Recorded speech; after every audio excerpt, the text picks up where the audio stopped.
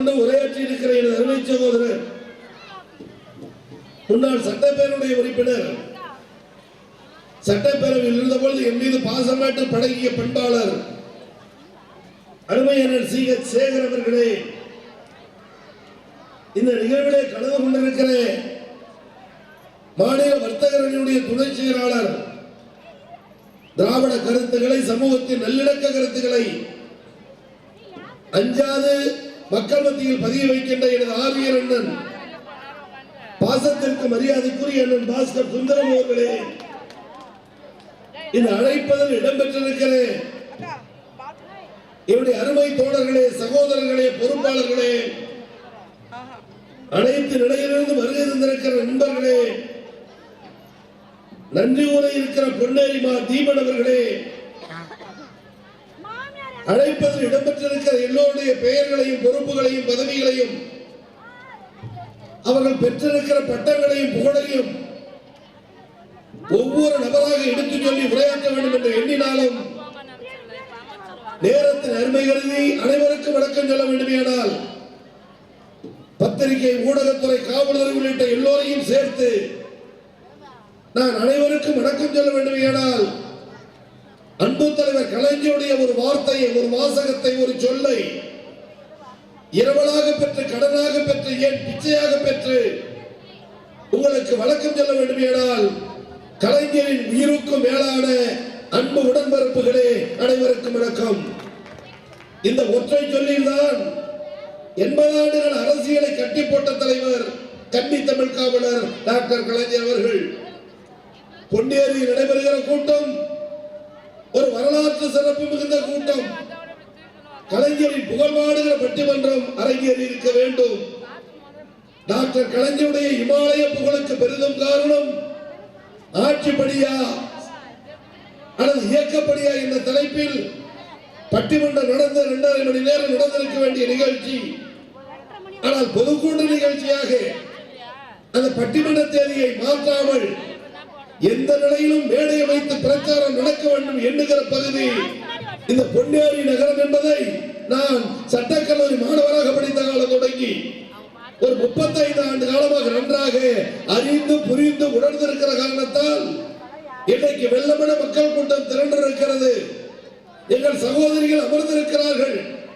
கூடுகிற கூட்டம், காட்டுகிற எழுச்சி, கிடைக்கப்படுகிற கைதட்டல், முகத்திலே புன்னகை, இவைகளை பார்க்கிற பொழுது கலைஞரின் பிறந்த நாள் விழா பொதுக்கூட்டம் 2025 நடைபெற்றாலும் கூட அறுதியிட்டு சொல்கிறேன், இது பிறந்த நாள் விழா கூட்டம் என்றாலும் நாளைய தினம் சட்டப்பேரவை தேர்தல் வந்தாலும் அடுத்த ஆட்சியும் திராவிட முன்னேற்ற கழக ஆட்சி, தளபதி ஆட்சி என்பதை பறைசாற்றுகிற கூட்டம் எதிரே கூடியிருக்கிறது. அந்த அளவிற்கு ஆளுமை உள்ள தலைவர் என்னுடைய அருமை தம்பி சைதை சாதிக் அவர்கள் கலைஞருடைய அருமை பெருமைகளை சொன்னார். உலகத்தில் எத்தனையோ தலைவர்கள் உண்டு, எத்தனையோ இயக்கங்கள் உண்டு. ஆனால் கலைஞர் என்ற மாமனிதர் தான் எல்லா அரசியல் கட்சியின் இலக்கணம், எல்லா அரசியல் கட்சி தலைவர்களுக்கும் இலக்கணம். அவர் 102வது பிறந்த நாள் விழா மறைந்து 7 ஆண்டுகள் தொடர்கிற நிலை. ஆனாலும் கூட அவருடைய நினைவு இல்லாமல், சிந்தனை இல்லாமல் கருப்பு சிவப்பு வேட்டி கட்டிய தொண்டன் எவனும் இருக்க மாட்டான். வரும்போது அருமை தம்பி சாதிக் சொன்னார், கலைஞருடைய ஆயுள் காலத்தில், ஆட்சி காலத்தில், அரசியல் காலத்தில், எதிர்கட்சியோ ஆளுங்கட்சியோ அரசியல் களத்தில் நின்ற போது தமிழகத்தில் எந்த மேடை போட்டாலும் அது நம்முடைய மேடையோ அது எதிர்கட்சி மேடையோ, எந்த மேடை போட்டாலும் அந்த மேடையில் இருக்கிற ஒளி வாங்கி யாருடைய பெயரை அதிகம் பேசியது என்று சொன்னால் அது கலைஞர் என்ற ஒற்றை நபரை தவிர வேறு யாரும் இருந்துவிட முடியாது. ஏசினாலும் கலைஞரை தான் ஏச வேண்டும் எதிரிகள், பேசினாலும் வாழ்த்தினாலும் கலைஞரை தான் வாழ்த்த வேண்டும், பேச வேண்டும் நம்முடைய உடன்பிறப்புகள். எனவே ஒட்டுமொத்த ஆளுமை ஆளுங்கட்சியுடைய தலைவர்களுக்கு இருந்ததை விட ஒரு எதிர்கட்சியின் தலைவருக்கு உண்டு என்றால் முதல் மனிதனும் டாக்டர் கலைஞர் தான், கடைசி மனிதனும் டாக்டர் கலைஞர் தான் என்பதை எந்த கும்பனாலும் மாற்றிவிட முடியாது. இன்றைக்கு கூட கலைஞர் உயிரோடு இல்லை, ஆனால் நம்முடைய உணர்வில் இருக்கிறார், நம்முடைய உதரத்தில் இருக்கிறார், அண்ணன் தளபதி உருவத்தில் இருக்கிறார். அவருடைய வாரிசுகளாக நாம் மதிக்கக்கூடிய அண்ணன் உதயநிதி போன்றவருடைய ரத்த புதினத்தில் இருக்கிற காரணத்தால் தான் திமுக பட்டு போகாமல் இன்னும் 50 ஆண்டு காலத்திற்கு தளபதியுடைய ஆயுள் காலத்தையும் தொடர்ந்து 50 ஆண்டு காலத்திற்கு சென்னை கோட்டையில் தேசிய கொடியையும் அண்ணா அறிவாலயத்தில் இருவண்ண கொடியும் ஏற்ற இருக்கிற இளந்தலைவர் அண்ணன் உதயநிதி ஸ்டாலின் தலைமையில் தமிழ்நாடு எழுச்சிக்கோடு கொண்டிருக்கிறது. இல்லை என்றால் இந்த இயக்கத்தை கட்டி காப்பதற்கு வேறு சக்தியா?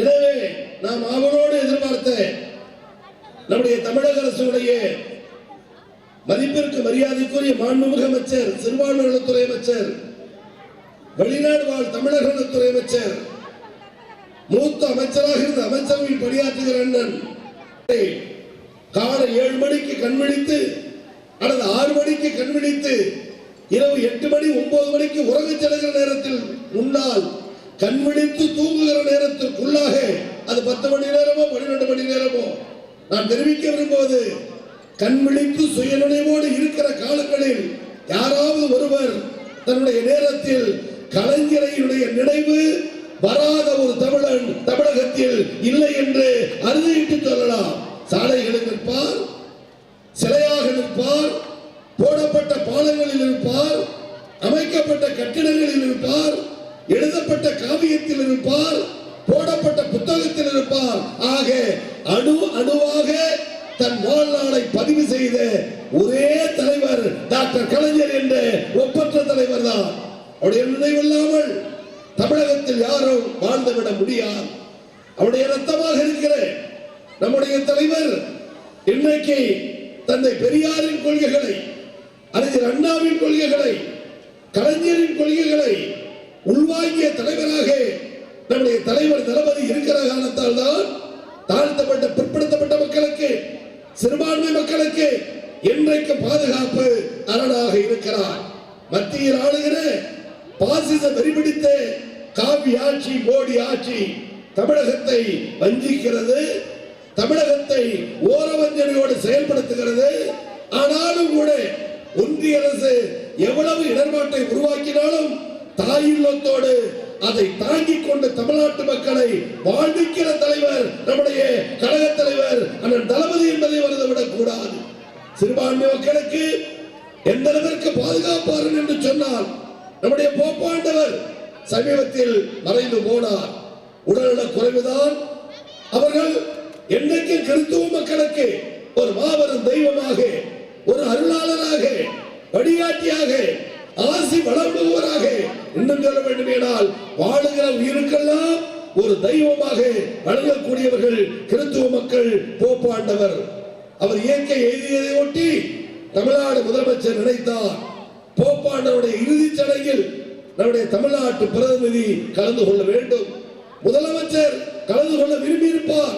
ஆனால் அரசு பணி, ஆட்சி பணி, இயக்க பணி இவைகளை எல்லாம் முன்னிறுத்தி எனது சார்பில், தமிழ்நாட்டு மக்கள் சார்பில், தமிழ் கோடி உள்ளங்கள் சார்பில் ஒரு அமைச்சரை அனுப்பி வைக்க வேண்டும் என்று முதலமைச்சர் சிந்தித்த நேரத்தில் இத்துறை அமைச்சர்கள் இருந்தாலும் அந்த அன்பு தலைவர் டாக்டர் கலைஞருடைய பிள்ளை அண்ணன் தளபதி உள்ளத்தில் உதித்த முதல் அமைச்சர் நம்முடைய மரியாதைக்குரிய ஆவடி அருமை அண்ணன் சாமு நாசர் அவர்களை நம்முடைய தமிழ்நாட்டு முதலமைச்சர் அனுப்பி வைத்தார், அவருக்கு இறுதி மரியாதை செய்வதற்கு.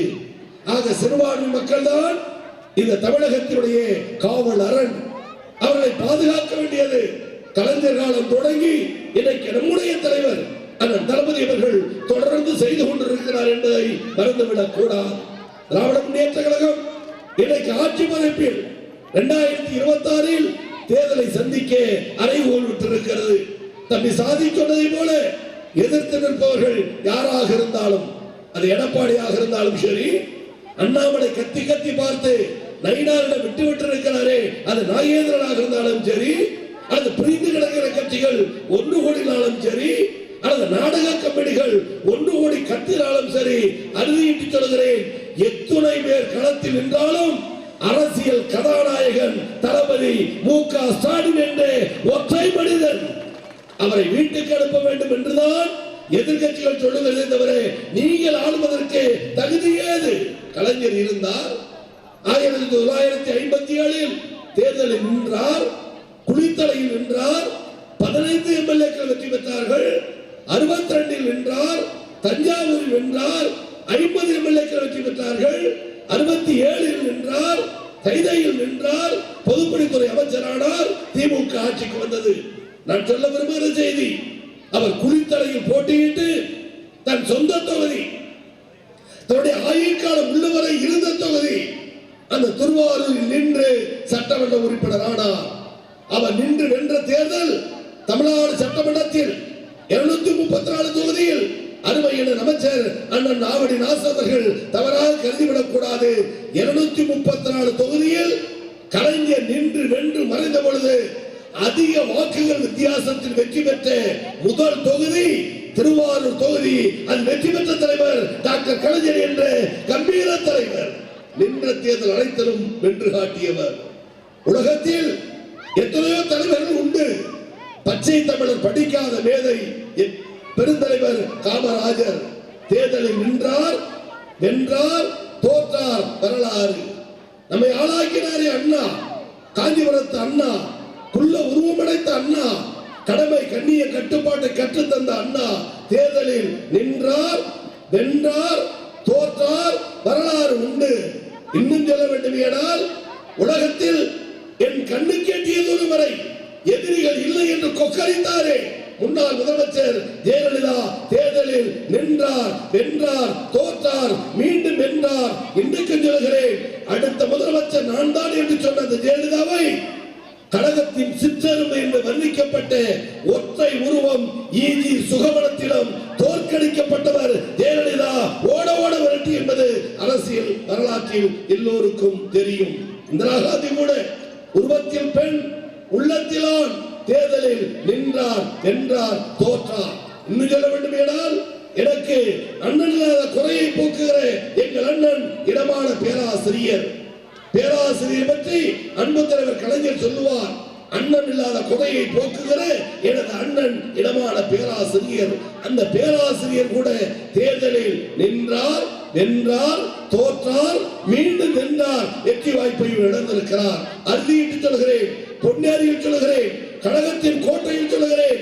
அருமை அண்ணன் வல்லூர் ரமேஷ் பாபு அவர்கள் ஏற்பாடு செய்திருக்கிற கூட்டத்தில் அறிவிக்கிறேன், நின்ற தேர்தல் அனைத்திலும் வென்று காட்டிய உலகத்தின் முதல் தலைவர் டாக்டர் கலைஞர் என்ற ஒற்றை தலைவன்.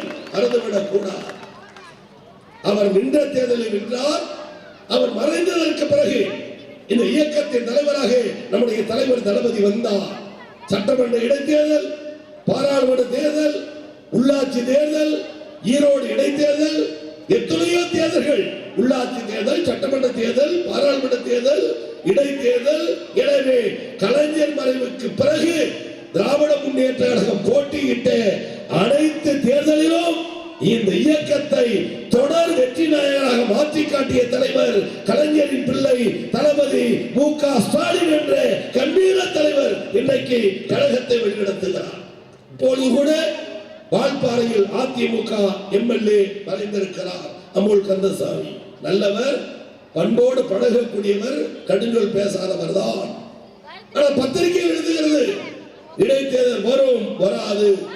வந்தால் அதிமுக என்ன செய்யும், பாமக என்ன செய்யும், தாவேக என்ன செய்யும், நாம் தமிழர் என்ன செய்வார்கள், என்ன செய்வார்கள், என்ன செய்வார்கள் என்று நம்முடைய எதிரிகள் தான் கணக்கு போடுகிறார்கள் தவிர தேர்தல் வந்தாலும் வால்பாறையில் திராவிட முன்னேற்ற கழகம் லட்சக்கணக்கான வாக்கு வித்தியாசத்தில் வெற்றி பெறும் என்பது அறுதியிட்டு தொடர்கிற செய்தி. அதற்கு காரணம் ஈரோடு கிழக்கு தேர்தல். ஈரோடு கிழக்கு தொகுதி காங்கிரஸ் போட்டியிட்ட தொகுதி.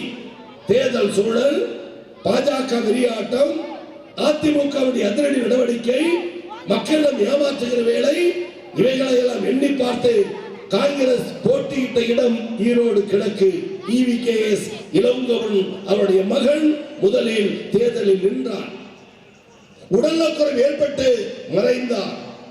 அதன் பிறகு யார் வேட்பாளர்?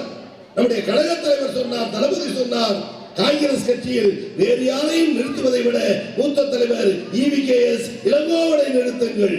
சொல்லிவிட்டு இளங்கோவன் அவர்களை மேடையில் வைத்து நம்முடைய தலைவர் தளபதி சொன்னார், பொதுவாக தந்தை மறைவுக்கு பிறகு மகன் தேர்தல் களத்தில் நிறுத்தப்படுவான், வெற்றி பெறுவான். ஈரோடு கிழக்கு மாறி இருக்கிறது.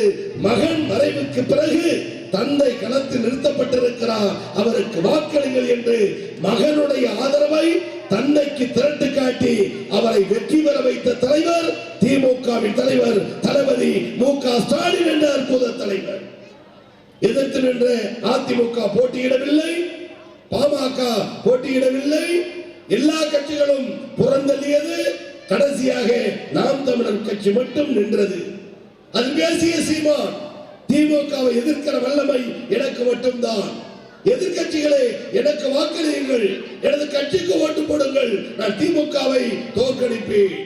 பெரியார் வாழ்க என்று சொல்லுகிற திமுக வீதிக்கு வரட்டும், பெரியார் கொள்கை ஒழிக என்று சொல்லுகிற நான் வீதிக்கு வருகிறேன், யார் வெற்றி பெறுவோம் பார்ப்போம் என்று பெரியாரை முன்புக்கு இழுத்து தேர்தலில் நின்றான் சீமான்.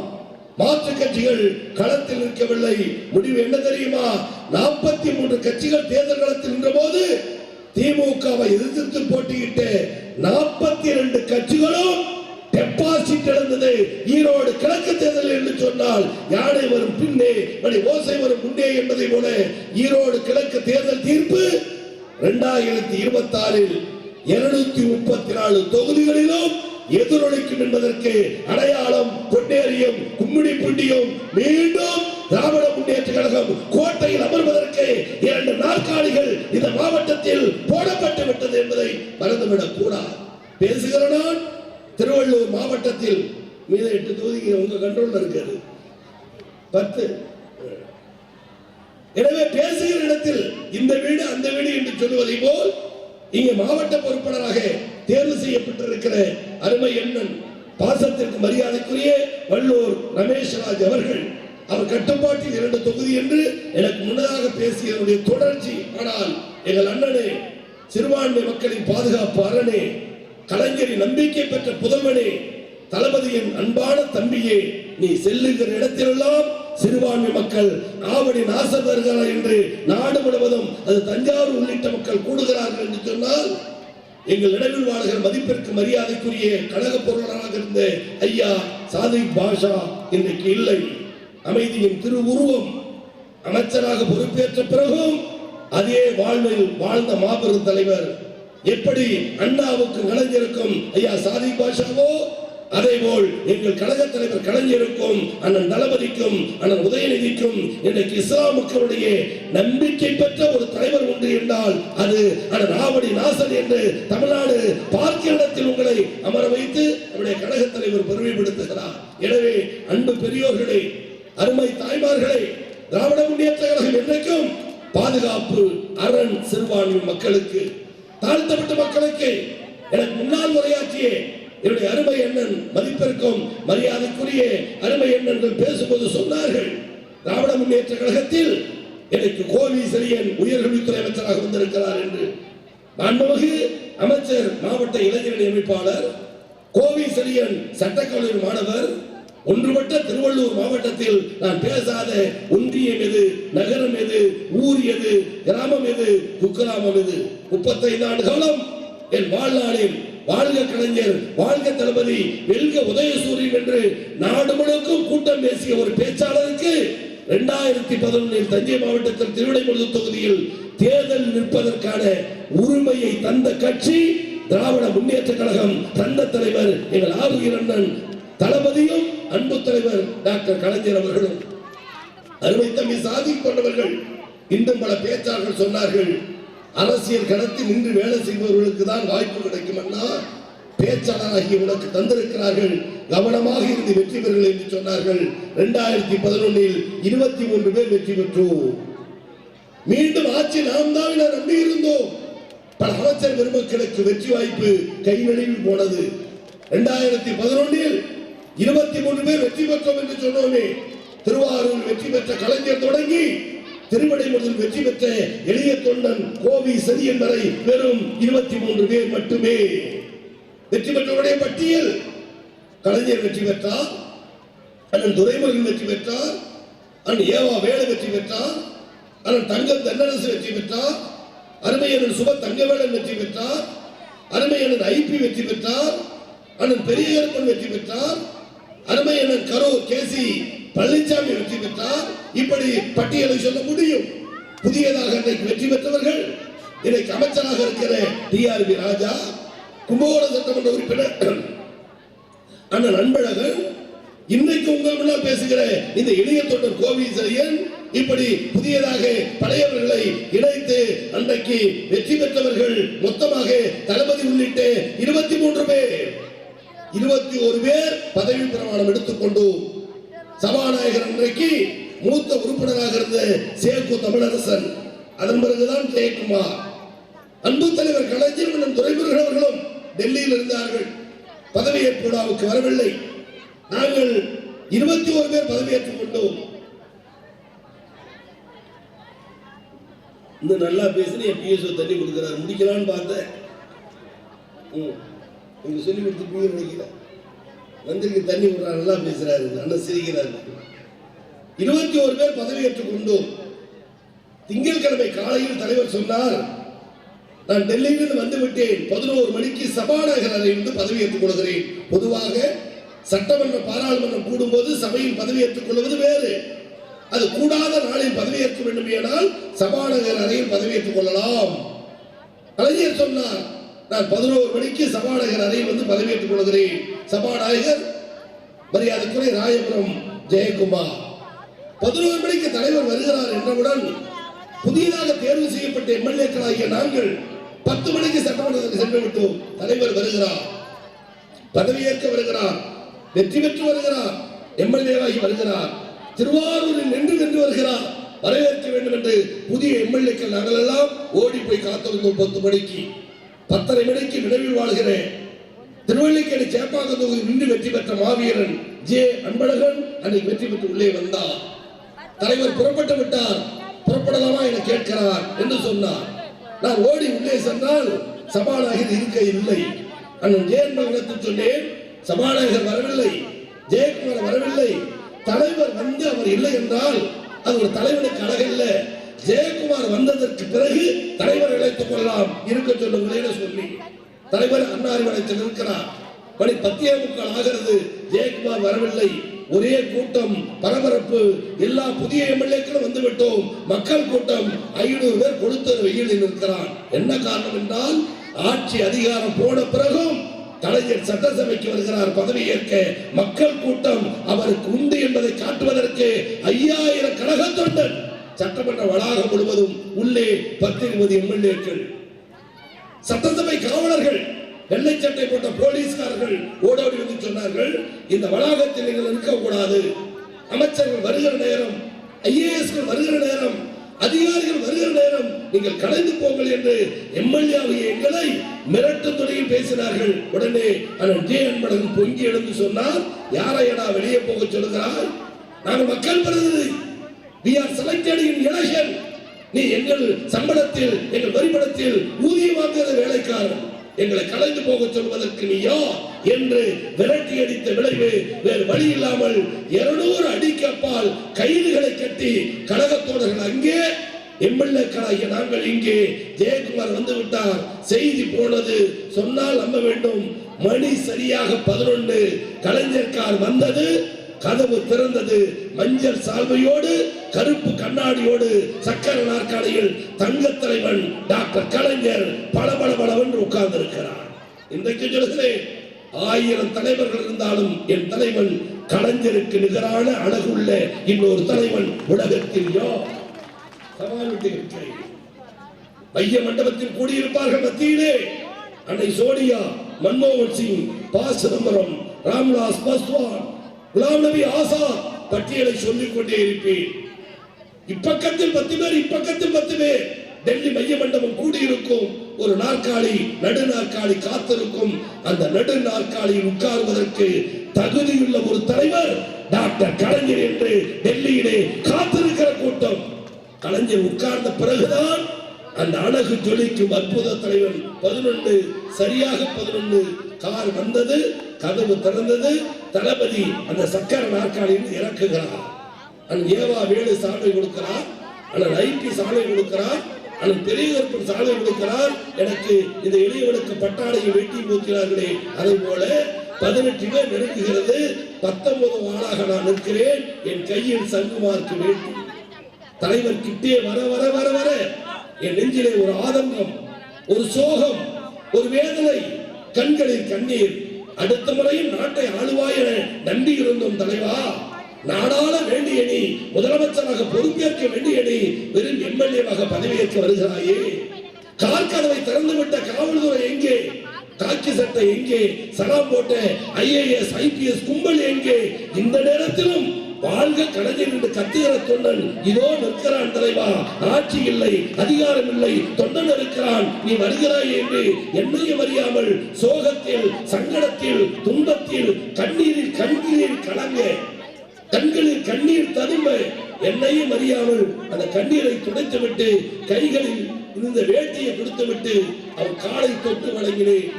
சிரித்துக் கொண்டே அன்பு தலைவர் கலைஞர் என் முதுகை ஒரு தட்டு தட்டினார். முதல் எம்எல்ஏ, புது எம்எல்ஏ பதவியேற்க வருகிறார், காலை தொடுகிறேன், சபாஷ் என்று ஒரு தட்டு தட்டினார்.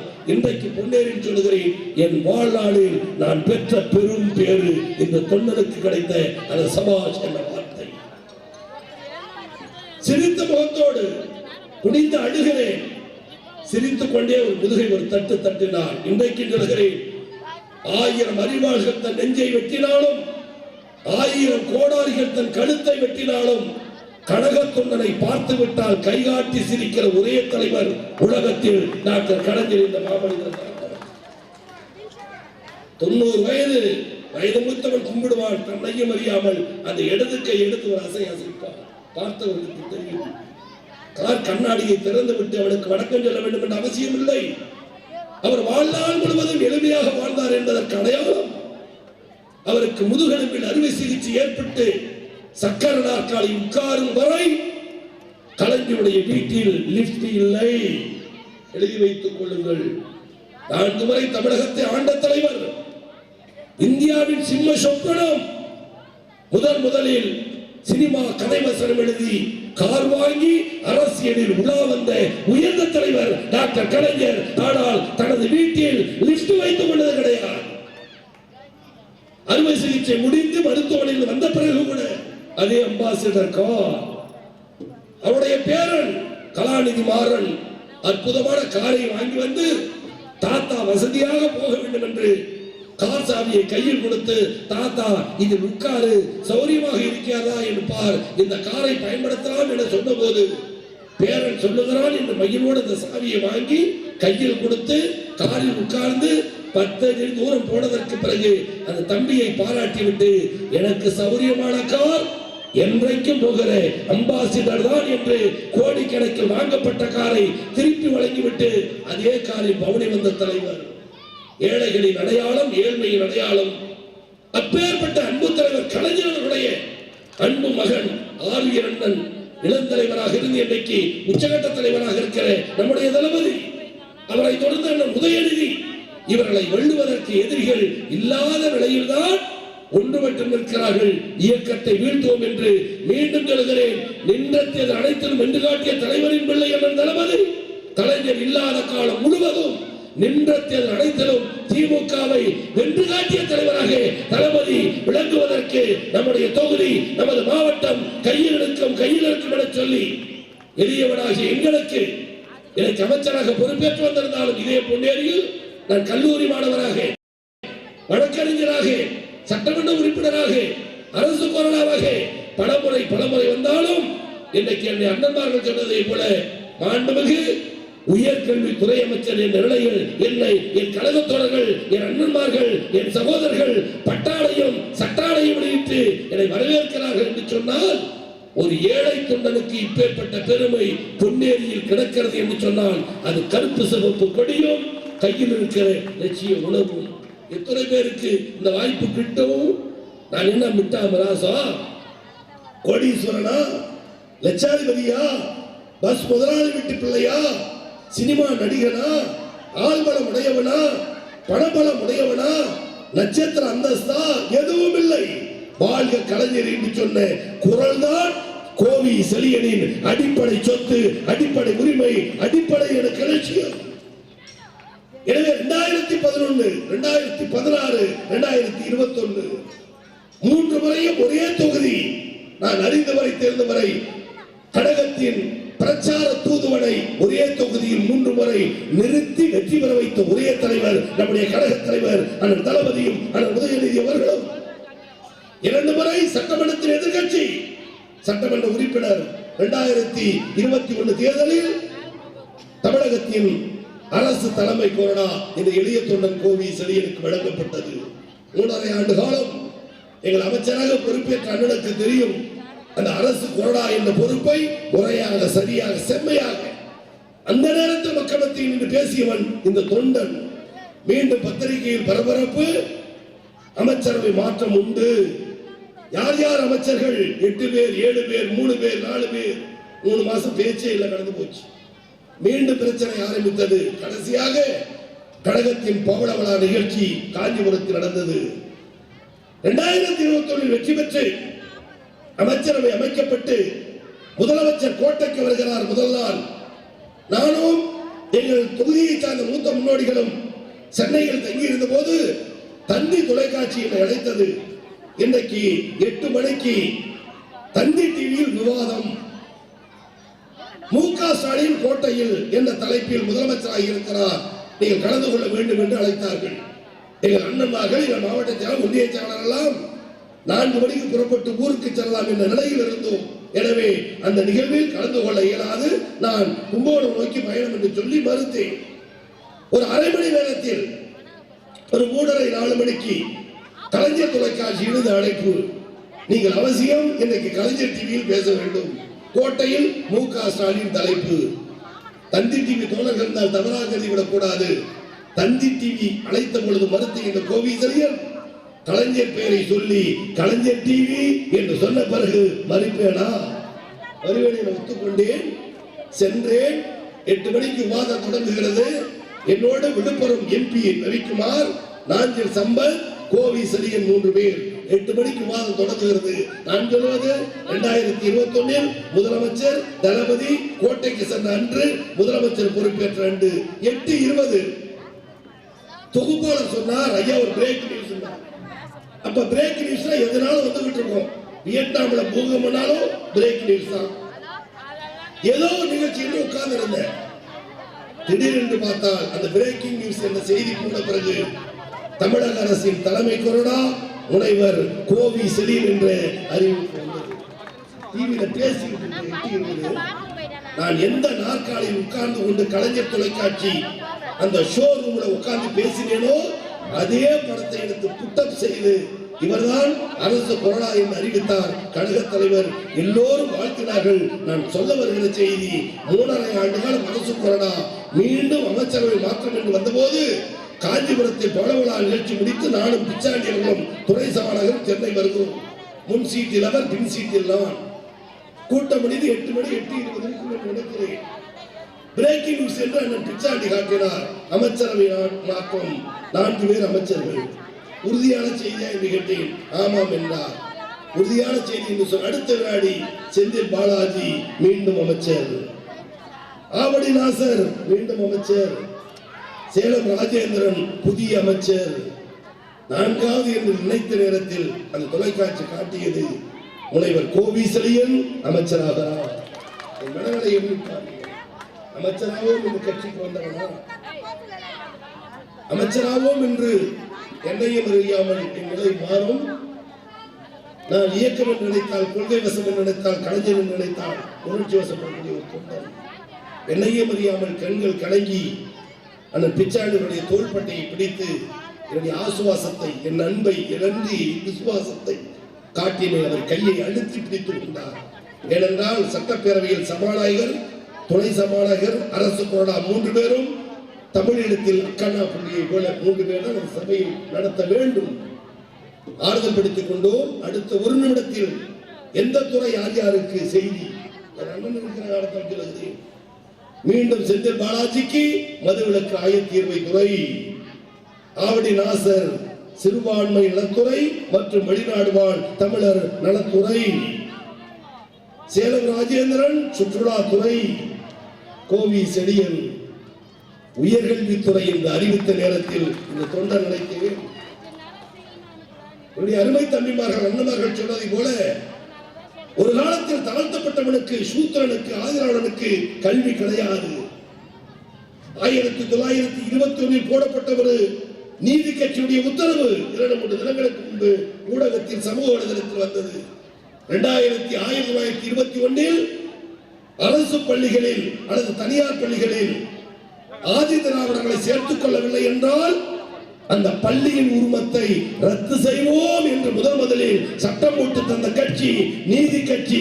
அது திராவிடர் கழகம், அதன் பிறகு திமுக, அது வேறு. ஆனால் ஆதி திராவிடனுக்கு கல்வி இல்லை, சூத்திரனுக்கு கல்வி இல்லை. கற்றலும் கற்பித்தலும் அவன் தொழில். எவன் தொழில்? அவாள் தொழில். ஐயர், ஐயங்கார், சர்மா, சாஸ்திரி அவன்தான் படிக்க வேண்டும், கல்வி கற்க வேண்டும். கற்றலும் கற்பித்தலும் அவன் தொழில். சூத்திரனாகிய நீ அவனுக்கு வேலையால் யாசகம் செய்ய வேண்டும், அவனுக்கு பணியாளராக இருக்க வேண்டும், அவனுக்கு வேலைக்காரனாக இருக்க வேண்டும். இன்னும் சொல்ல வேண்டும் ஏனால் கல்வியின் ஓசை சவுண்ட் ஆனா அவன்னா ABCD 1 2 3 என்னும் எழுத்தும் கன்னடத்தகும் அந்த எழுத்தும் என்னும் கல்வியும் ஒரு ஆதி திராவிடன் காதில் பட்டுவிட்டால் அவன் காதில் ஈயத்தை காய்ச்சி ஊத்த வேண்டும் என்பது மனு தர்மம், மனுஸ்மிருதி இந்த நாட்டில் எழுதி வைக்கப்பட்ட ஆரிய சட்டம். உயர்ஜாதி சட்டம் உண்டா இல்லையா இந்த தமிழகத்தில்? என்னை கேள்விக்கிறேன். எந்த ஜாதியில் பிறந்தவனுக்கு கல்வி இல்லை என்றார்களோ, எந்த ஜாதியில் பிறந்த ஒருவனுக்கு கல்வி ஓசை காதில் பட்டுவிட்டால் ஈயத்தை காய்ச்சி ஊத்து என்றார்களோ, அந்த தாழ்த்தப்பட்ட சமூகத்தில் பிறந்த ஜாதியில் பிறந்த ஓலை குடிசையில் பிறந்த ஒரு ஏழை தொண்டனை உயர்கல்வித்துறை அமைச்சர் என்ற நிலையை உயர்த்தி காட்டிய ஒரே தலைவர் திராவிட மாடல் முதல்வர் எங்கள் அண்ணன் தளபதி. எல்லோருக்கும் எல்லாம், அனைவருக்கும் அனைத்தும். இதுதான் திராவிட மாடல். அதை செய்து காட்டிய தலைவர் நம் தலைவர். எனவே இந்த சமூகம் ஒன்றுபட்டு நிற்க வேண்டுமேயானால் அடுத்த முறையும் முதலமைச்சர் மு.க. ஸ்டாலினும் அண்ணன் உதயநிதி ஸ்டாலினும் வெற்றி பெறுவதற்கு போராடுவோம், பணியாற்றுவோம், வெற்றி பெறுவோம் என்று சொல்லி அதிக வாய்ப்புக்கு நன்றி கூறி முடிக்கிறேன். நன்றி, வணக்கம்.